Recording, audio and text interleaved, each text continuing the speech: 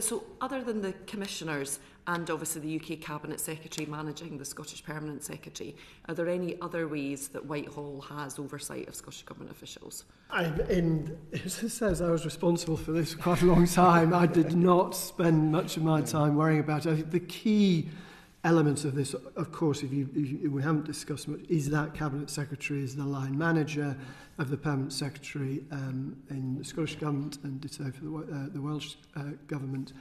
And that clearly is a very important relationship. And that relationship over the appointment to that post, where the final decision following a Civil Service Commission process, those who get above the line, but the final choice rests with the respective First Ministers. Okay. But it is important to that, so that therefore that relationship, the Cabinet Secretary to First Minister relationship, is actually a rather important one. Yeah, it's like a kind of matrix management, isn't it?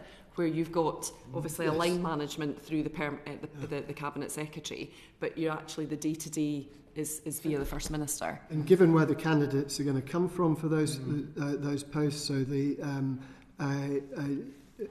Richard has already set out what happened in 2010 when Peter Housen came from a Permanent Secretary job here to take up that post in Scotland, and the current Permanent Secretary in Scotland also came from a Whitehall context.